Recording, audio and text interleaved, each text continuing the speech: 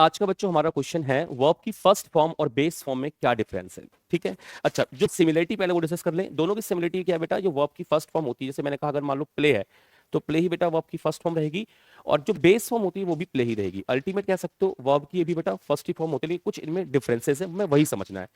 देखो वर्ब की first form का जो बेसिकली हम यूज करते हैं, हमें याद होगा, हेल्प हम प्रेजेंट इंडेफिनिट टेंस में करते हैं। कहाँ बच्चों, प्रेजेंट इंडेफिनिट टेंस में करते हैं। ठीक है, डू के बाद, डस के बाद नेगेटिव या डिड नेगेटिव के बाद हम बच्चों वर्ब की फर्स्ट फॉर्म का यूज करते हैं। Getting my point. अच्छा, तो ये तो बेटा टेंस को बताने का काम करते हैं। ओके, लेकिन जो ये बेस फॉर्म है बेटा, याद रखना, बेस फॉर्म ये भी वर्ब की फर्स्ट फॉर्म होती है, पर एक्चुअल में क्या होती है बेटा, ये plural of verb first form होती है। और दूसरी बात क्या होता है, इनका यूज हम इन मतलब टेंसेस को बताने के लिए नहीं करते, फैक्ट वाले टेंसेस को, जो फैक्ट बता रहे हो। ठीक है बेटा, इसको हम बेसिकली यूज करते हैं मोडाल्स के साथ। कहाँ बच्चों, मोडाल्स के साथ करते हैं, या मॉडल वर्ब के साथ करते हैं, जिनका काम होता है बताने का बेटा पॉसिबिलिटी। क्या बच्चों, पॉसिबिलिटी बताने का काम होता है। ठीक है बेटा, देखिए जैसे डू है हमारे पास, डू और डस दोनों ही बेटा वर्ब की फर्स्ट फॉर्म है। इज, एम, आर बेटा ये भी हमारे पास बी की फर्स्ट फॉर्म है।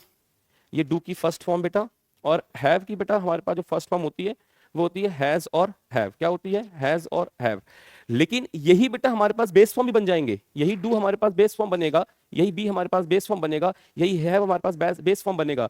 बट डिफरेंस ये होगा बच्चों, जब ये वर्ब की फर्स्ट फॉर्म बनेंगे तो उसमें सिंगुलर प्लूरल दोनों आ सकते हैं। देखिए सिंगुलर भी है, ये प्लूरल भी है, सिंगुलर भी प्लूरल भी। लेकिन जब ये बेस फॉर्म बनेंगे तो बेस फॉर्म बेटा हमेशा प्लूरल फॉर्म ही काउंट होगी, और बी में सिर्फ बी होगा, ध्यान रखना बेटा, इज एम आर काउंट नहीं होगा। कुल मिला के अल्टीमेट यहाँ मतलब ये है कि जो वर्ब की फर्स्ट फॉर्म होती है बेटा, वो सिंगुलर भी हो सकती है, प्लूरल भी हो सकती है, एज पर वो सब्जेक्ट डिपेंड करती है ना बेटा। लेकिन जो बेस फॉर्म होती है, it doesn't matter subject singular है प्लूरल बेटा, वो हमेशा प्लूरल फॉर्म लगाएगा। Getting my point. जैसे एग्जांपल देखो, मैं अगर यहाँ पे लिखूं आई विल प्ले क्रिकेट, तो ये जो लिखा हुआ हमारे पास ये बेटा बेस फॉर्म है, क्योंकि ये फर्स्ट फॉर्म है, प्लूरल फॉर्म है।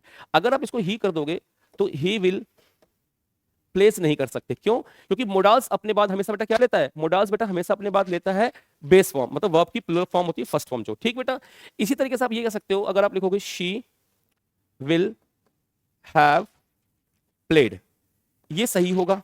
लेकिन अगर आप लिखोगे शी विल हैज प्लेड, तो बच्चों को दिमाग में क्या कॉन्सेप्ट होता है, एक कि सर सी तो सिंगुलर है, और सिंगुलर सर बच्चों में हैज लगाना चाहिए टेंस में, जो फैक्ट को बताने वाले टेंस है बेटा। ठीक है, लेकिन ध्यान तो यहाँ मॉडल वर्ब है, मॉडल वर्ब पॉसिबिलिटी को बताता है, इसीलिए मॉडल वर्ब के बाद बेटा हम लोग क्या यूज करते हैं, वर्ब की फर्स्ट फॉर्म बोलते हैं बेस फॉर्म यूज करते हैं। और बेस फॉर्म क्या होती है बेटा, वर्ब की फर्स्ट फॉर्म होती है प्लूरल। Getting my point.